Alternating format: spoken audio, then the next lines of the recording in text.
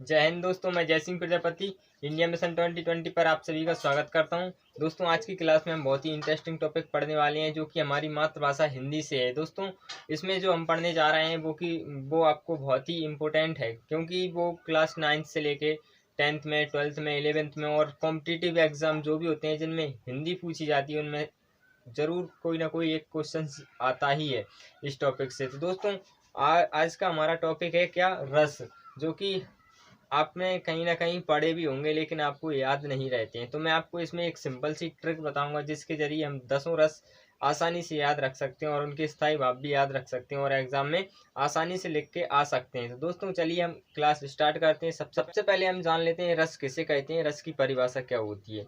जब हृदय में विभाव, अनुभाव एवं संचारी भाव के संयोग से या फिर संचारी भाव की सहायता से पुष्ट होकर स्थायी भाव जब परिपक्व अवस्था को प्राप्त हो जाता है तो वह रस कहलाता है। क्लियर है यहाँ तक? अब उसके बाद हम जानते हैं कि रस कितने प्रकार के होते हैं। रस 10 प्रकार के होते हैं। क्लियर है? आप देख रहे होंगे कि रस 10 प्रकार के होते हैं। कौन कौन सा रस, सबसे पहले कौन कौन से रस होते हैं, तो आगे हम इन सभी रस की परिभाषा और उनके उदाहरण के जरिए हम समझेंगे। फिलहाल आप इतना देखिए कि 10 प्रकार के रस होते हैं। उनमें से सबसे पहले आता है श्रृंगार रस। उसका स्थायी भाव क्या होता है?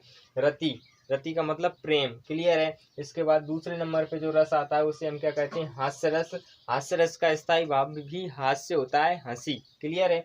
उसके बाद तीसरे नंबर पे करुण रस आता है। करुण का होता है शोक। ठीक है ना? अब इसके बाद वीर रस। वीर रस का स्थायी भाव क्या होता है? उत्साह। उसके बाद भयानक रस का क्या होता है? भय। नाम से ही पता चल रहा है भयानक रस का स्थायी भाव क्या होना चाहिए? भय। उसके बाद हम बात करते हैं रौद्र रस। छठवें नंबर पे जो रौद्र रस आता है उसका स्थायी भाव क्या होता है? क्रोध, मतलब गुस्सा। समझ रहे हो ना? इसके बाद बात करते हैं 7वें नंबर पे जो रस आता है भीभत्स रस। भीभत्स रस का स्थायी भाव क्या होता है? जुगुप्सा। जुगुप्सा का मतलब घृणा, किसी से नफरत करना, घृणा करना। क्लियर है? इसके बाद हम बात करते हैं अद्भुत रस। 8वें नंबर पे जो अद्भुत रस आता है तो नाम से ही इसका आपको समझ में आ रहा होगा स्थायी भाव क्या होना चाहिए? विस्मय, मतलब आश्चर्य, अद्भुत।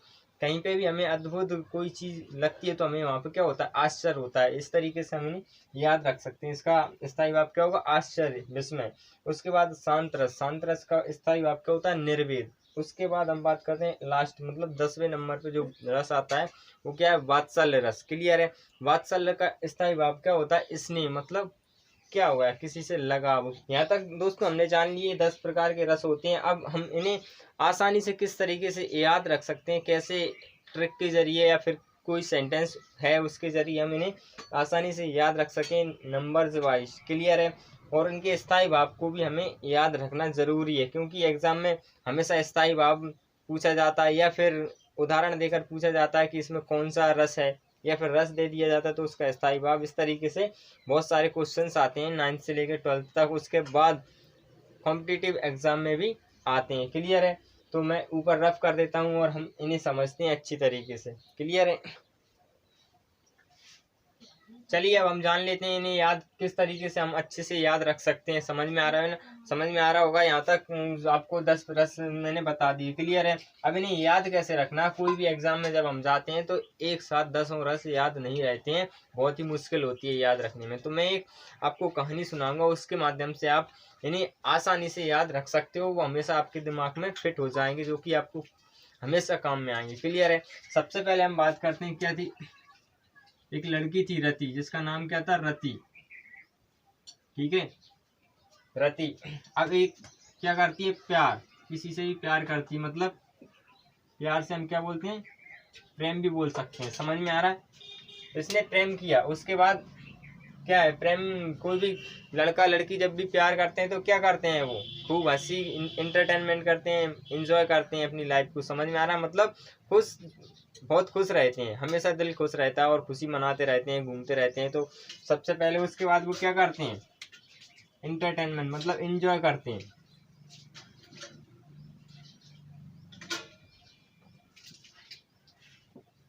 हंसते हैं। क्लियर है? सबसे पहले क्या है? एक रति नाम की लड़की थी जिसने प्यार किया, उसके बाद एंजॉय किया, मतलब हंसते रहे।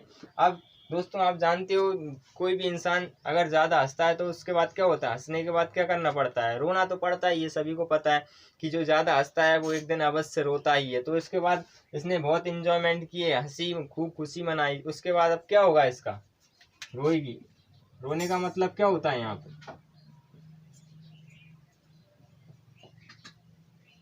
शोक।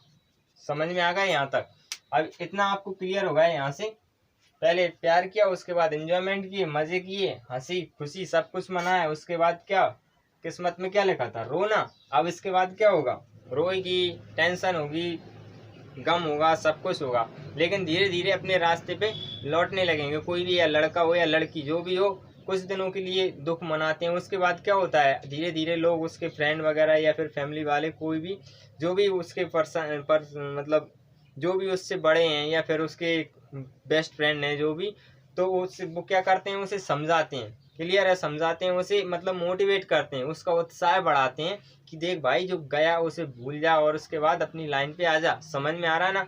वो क्या करता है, धीरे धीरे उत्साहित हो जाता है। फ्रेंड उसे क्या करते हैं, जब वो रोता है, वो शोक मनाता है और उसके बाद वो देवदास बन जाता है, तो लोग वाक क्या करते हैं, उसे उत्साहित करते हैं, समझाते हैं कि भाई जो चला गया उसे भूल जा, अपनी जिंदगी शुरू से स्टार्ट कर दे, मतलब स्टार्ट अच्छे से जीना स्टार्ट कर दे। जब वो रो रो कर देवदास बन जाता है, यहाँ पे क्या होता है, शोक मनाता है, टेंशन लेता है, गम होता है, सब कुछ, मतलब अपनी जिंदगी पूरी तरीके से भ्रष्ट कर लेता है। वो टेंशन के मारे कुछ भी ना खाता है, ना पीता है, ना सोता है, सब कुछ उसका टाइम टेबल बिगड़ जाता है। समझ रहे हो ना? उसके बाद फिर क्या करता है, जब भी वो फ्रेंडों से मिलता है, उन्हें कहानी सुनाता है, उसके बाद फ्रेंड उसे क्या करते हैं, उत्साहित करते हैं। समझ रहे हो ना? फ्रेंड बोलते हैं कि भाई जो गया उसे भूल जा और अपनी लाइफ है उस पर फोकस कर, ठीक है ना, अपने कैरियर पे फोकस कर। तो वो थोड़ा सा उत्साहित हो जाता है, ठीक है ना, उत्साहित तो हो जाता है, लेकिन उसके अंदर क्या होता है, कॉन्फिडेंस की कमी होती है, क्योंकि उसका जो घाव है ना उस टाइम पे हरा हरा भरा रहता है। समझ रहे हो ना? उसे जो चोट लगी है उस टाइम पे वो थोड़ी ताजी रहती है। इस वजह से मतलब वो अपनी डायरेक्शन में आ तो जाता है, सही डायरेक्शन में, क्या करता है, उत्साहित हो तो जाता है, लेकिन कॉन्फिडेंस नहीं रहता। उसे लगता है कि मैं कर पाऊंगा या नहीं कर पाऊंगा। समझ में आ रहा है? तो क्या होता है, उसका उत्साह थोड़ा बढ़ जाता है, लेकिन कॉन्फिडेंस नहीं रहता है। कॉन्फिडेंस क्या रहता है, लो रहता है उसका।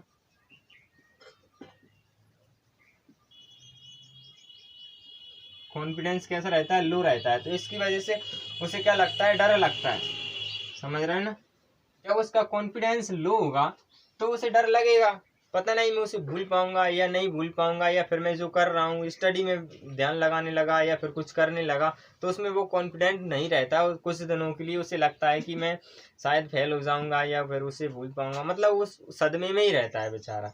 समझ रहे हो ना? जब कोई फ्रेंड मिल गया, उसने थोड़ा मोटिवेट कर दिया, दूसरा फ्रेंड मिल गया, उसने थोड़ा मोटिवेट कर दिया, जब तक उसे मोटिवेट करते रहेंगे वो मोटिवेट रहेगा। उसके बाद मतलब उसका जो मोटिवेशन डाउन हो जाएगा, कॉन्फिडेंस डाउन हो जाएगा, तो उसे क्या होगा, डर लगने लगेगा। फिर डर, जब वो डर लगने लगेगा, इसका क्या मतलब है, भय। समझ में आ रहा? उसे भयभीत रहेगा, भय रहेगा उसे, उसे भूलने का, उसे भुलाने का उसे भय रहेगा। उसमें मतलब जो कर रहा है, कुछ करना चाहता है, उसे मतलब अपनी लाइफ में कुछ अच्छा करना चाहता है, तो पता नहीं वो कर पाएगा या नहीं, इस चीज का उसे भय रहता है। समझ में आ रहा है यहाँ तक? अब भय रहेगा तो एक टाइम ऐसा आ जाएगा, क्या करेगा वो, फ्रस्ट्रेट हो जाएगा, इन सब चीजों से फ्रस्ट्रेट हो जाएगा, तो उसे क्या होगा, क्रोध आने लगेगा। समझ में आ रहा है? क्रोध मतलब क्या, गुस्सा आने लगेगा। समझ रहे हो? उसके बाद ज्यादा डरेगा भी, कॉन्फिडेंस भी नहीं रहेगा। उसके बाद फिर फ्रस्ट्रेट हो जाएगा, तो क्या होगा, उससे क्रोध आने लगेगा। समझ में आ रहा है? कोई भी फ्रेंड मिलेगा उससे, अरे ऐसा वैसा फलाना ढिकाना, ये सुनाएगा कहानी, उसके बाद क्या बोलेगा, अरे यार मुझे ये सब मत सुनाओ। समझ में आ रहा है ना? ये यही सब बोलेगा, फ्रस्ट्रेट हो जाएगा, उससे गुस्सा आने लगेगा। और फिर गुस्सा आने लगेगा तो वो क्या करेगा, इन सब चीजों से नफरत सी करने लगेगा। मतलब जो उसकी लव स्टोरी थी या फिर जो गर्ल्स थी या बॉयज था, जो भी है, मतलब फ्रेंड उससे कुछ भी बोलेंगे तो उसे यही लगेगा कि ये साला उसी टॉपिक पे बात कर रहा है। तो वो क्या बोलेगा, यार तुम इस टॉपिक को छोड़ो, किसी भी टॉपिक को बात कर लो। समझ में आ रहा है? इस टॉपिक को छोड़ दो और तुम किसी भी टॉपिक पे बात कर लो। मतलब उससे वो नफरत सी करने लगेगा, उससे घृणा करने लगेगा। समझ में आ रहा है? नफरत,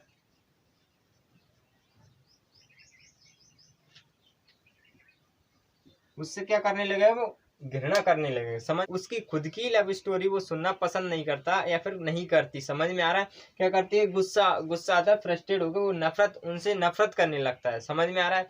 नफरत करने लगेगा और धीरे धीरे बिंदास उसकी कहानी कभी सुनेगा ही नहीं। समझ में आ रहा है? जब वो उसकी कहानी छोड़ना मतलब सुनना ही छोड़ देगा तो फिर क्या होगा, उसे एकदम से मतलब बहुत दिनों बाद अगर कभी भी वो उससे मिलता है या फिर मिलती है तो मतलब उसके दिल पे कोई भी असर नहीं पड़ता, या फिर कहीं पे भी उसके बारे में कुछ सुनने को मिलता है या फिर कोई फ्रेंड आके उसे उसकी कुछ बातें या फिर कुछ स्टोरी सुनाता है तो उस पर अगर कोई भी असर नहीं पड़ता तो उसे उसे खुद लगता है कि यार मैं कितना मतलब गिर गया था उस इंसान के लिए और आज मैं उठ गया हूँ, मतलब अपने आप को मैंने संभाल लिया। तो उसे खुद पे मतलब एकदम से आश्चर्य सा होने लगता है कि मैं यार कैसे हादसे से गुजरा हूँ और मैंने अपने आप को संभाल लिया। तो इस तरीके से अगर वो संभल जाता है तो उसे क्या होता है, आश्चर्य होता है अपने आप पे कि यार मैंने कितना बड़ा काम कर लिया, मुझे खुद उम्मीद नहीं थी कि मैं इस हादसे से निकल पाऊंगा। समझ रहे हैं ना? ये देवदास बना घूमता था, मतलब वो अच्छे से सही शरीफ इंसान बन जाएगा तो उसे खुद पे क्या होने लगता है, एक आश्चर्य सा होने लगता है। समझ में आ रहा है? ये क्या है, आश्चर्य, विस्मय। समझ, यहाँ तक क्या होगा उसे, इसके बाद क्या होने लगेगा, उसे आश्चर्य होने लगेगा। आश्चर्य मतलब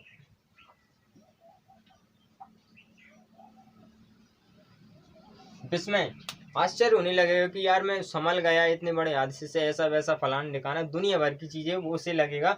उसके बाद फिर फाइनली उसे क्या लगेगा, जब उसका कॉन्फिडेंस हाई हो जाएगा, अच्छा खासा कॉन्फिडेंस हो जाएगा तो उसे सब क्या लगने लगेगा, अब उसे क्या लगने लगेगा, ये प्यार प्रेम, मिलना बिछड़ना, दुख दर्द या फिर मोह माया, ये सब क्या लगने लगेगा उसे, मोह माया, कि ये सब कुछ भी नहीं है यार, अपना जीवन है, मतलब अपने हिसाब से जियो और निकल लो। समझ में आ रहा है? तो इस तरीके से उसे मतलब क्या होने लगेगा, वो खुद से ही मोटिवेट होने लगेगा और सांसारिक चीजें हैं ना, मतलब क्षण भर के जो सुख हैं वो सब क्या उसे मुहमाया लगने लगेंगे। तो उसके हृदय में कौन सा निर्वेद भाव उत्पन्न होगा, मतलब शांत रस। समझ में आ रहा है? इसके बाद क्या होता है, निर्वेद। जब उसे ये छोटे छोटे सुख क्या लगने लगेंगे, मुहमाया लगने लगेंगे। समझ में आ रहा है? छोटे छोटे काम, किसी के पीछे भागना, किसी के लिए बैठ के रोना या फिर उसके लिए मतलब बार बार मनाना, ये सब चीजें मतलब उन सारी चीजों को वो क्या समझने लगेगा कि मोह माया है।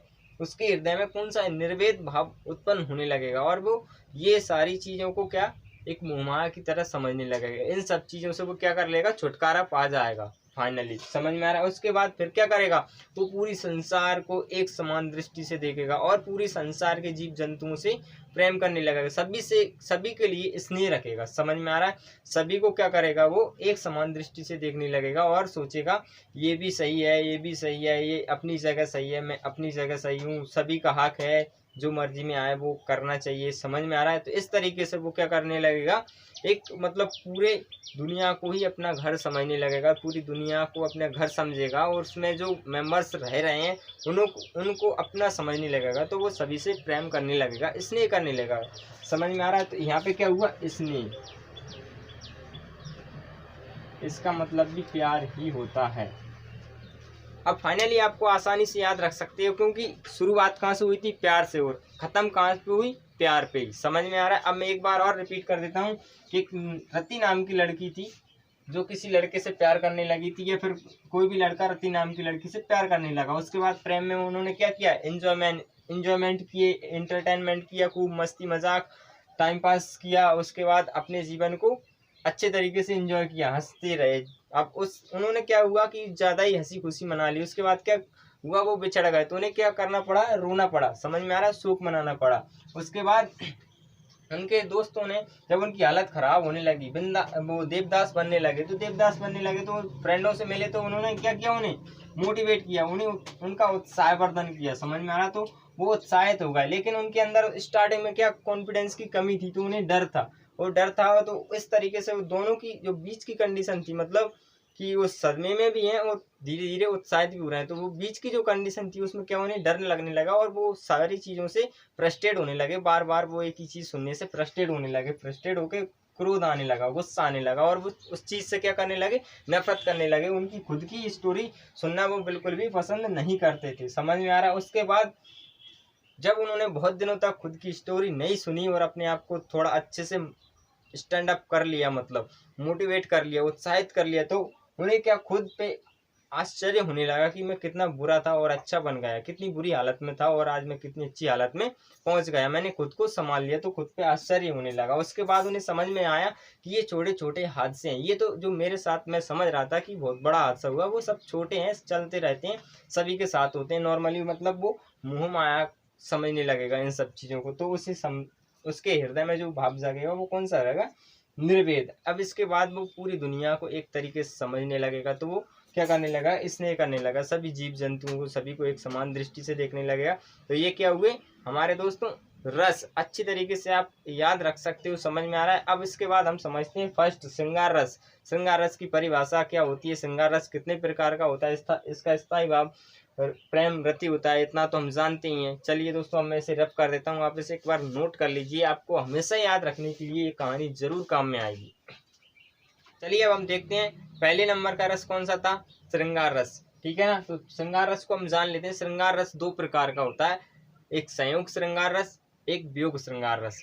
समझ में आ रहा है? तो श्रृंगार रस दो प्रकार का होता है, आपने देखा। सबसे पहले कौन सा? संयोग श्रृंगार रस, और उसके बाद वियोग श्रृंगार रस। सबसे पहले हम जान लेते हैं संयोग श्रृंगार रस को। ठीक है ना? संयोग श्रृंगार रस क्या होता है? नायक नायिका के परस्परिक प्रेम को ही हम क्या कहते हैं? श्रृंगार रस कहते हैं। नायक नायिका के प्रेम को ही हम क्या कहते हैं? श्रृंगार रस कहते हैं।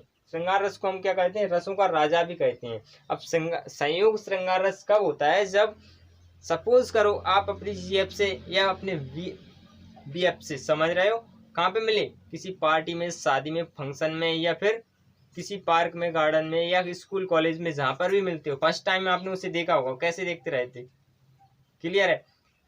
कैसे देखते रहे होंगे? एक टक देखते रह गए होंगे, समझ रहे हो ना? देखा होगा और फिर बोला होगा मन ही मन, पहली नजर का प्यार है। समझ रहे हो ना? तो इस तरीके से क्या होता है, जब एक नायक नायिका एक दूसरे से मिलते हैं और एक दूसरे को तकते रह जाते हैं या फिर बातें करते हैं, कहीं पे भी जो उनके बीच में रस घुलता है ना, उसी को हम क्या कहते हैं? संयोग श्रृंगार रस। ऐसा ही कुछ यहाँ पे हुआ। आप उदाहरण देखिए, उदाहरण में क्या लिखा है यहाँ पे? राम को रूप निहारत जानकी, कंगन के नग की परछाई। राम को रूप निहारत जानकी, कंगन के नग की परछाई। याते सभी सुधि भूल गई, कर टेक रही पल टारत नाई। जब श्री राम और जानकी का मिलन कहाँ पे होता है? बगीचे में। जब वो फूल लेने जाती हैं तो जानकी जी, माँ सीता, श्री राम को देखती हैं और देखते ही रह जाती हैं, और राम भी माता सीता को देखते हैं और देखते ही रह जाते हैं। तो वहाँ पे जो उन दोनों के बीच में जो अपने अपने हृदय में जो भाव उत्पन्न हो रहे हैं, वो कौन से हैं? रति, प्रेम भाव उत्पन्न हो रहा है। तो वहाँ पे कौन सा रस हुआ? संयोग श्रृंगार रस। ठीक उसी तरीके से जब नायक और नायिका बिछड़ते हैं एक दूसरे से, तो वहाँ पे क्या होता है? वियोग श्रृंगार रस। तो सबसे पहले आप इसे नोट कर लीजिए, मैं रब करके, उसके बाद हम वियोग श्रृंगार रस को भी अच्छी तरीके से समझेंगे। क्लियर है? चलिए अब हम वियोग श्रृंगार रस को जान लेते हैं। वियोग श्रृंगार रस कहाँ पे होता है? जब आप अपनी गर्लफ्रेंड की शादी में जाओगे तो वहाँ पे क्या होगा? वियोग श्रृंगार रस। समझ रहे हो ना? आप वहाँ पे कुछ कर भी नहीं सकते, क्लियर है, लेकिन आपकी जीएफ आपके सामने किसी और के गले में वरमाला डालेगी, तो आपके मन में जो दुख होगा और गुस्सा आएगा। समझ में आ रहा है ना? तो वहाँ पे क्या है? क्यों आएगा? क्योंकि आप एक दूसरे से बिछड़ रहे हो, अलग हो रहे हो। तो वहाँ पे क्या होगा? वियोग श्रृंगार रस होगा। या फिर वो चली जाए और आपको पता चले उसकी शादी हो गई, तो वहाँ पे क्या होता है? वियोग श्रृंगार रस। ठीक उसी प्रकार आप यहाँ पे देख सकते हो उदाहरण में, ये क्या है? हे खग मृग हे मधुकर श्रेणी, तुम देखी सीता मृग नैनी। जब रावण सीता जी को हर के ले जाता है, तो उसके बाद श्री राम सीता जी को ढूंढते ढूंढते वन में भटकते हैं, तो वहाँ पे क्या पूछते हैं? वहाँ पे जो बानर, भालू, पेड़ पौधे सभी से क्या पूछते हैं? हे खग मृग हे मधुकर श्रेणी, क्या आपने हमारी सीता जी को देखा है कहीं पे? क्या है वहाँ पे कि सीता के वियोग में भटक रहे हैं। इस तरीके से वहाँ पे जहाँ पे वियोग होता है, तो वहाँ पे क्या होता है? वियोग श्रृंगार रस, मतलब एक दूसरे से बिछड़ना है। भ्रय की जो पीड़ा होती है वो किसके जरिए व्यक्त की जाती है? वियोग श्रृंगार रस में। ठीक है ना? दोस्तों, इस वीडियो में मैं सारे रस नहीं समझा पाऊंगा क्योंकि ये वीडियो बहुत बड़ा हो जाएगा, इसलिए इस वीडियो को हम यहीं पे ख़त्म करते हैं और बाकी के रस हम अगली वीडियो में समझेंगे। ठीक है ना?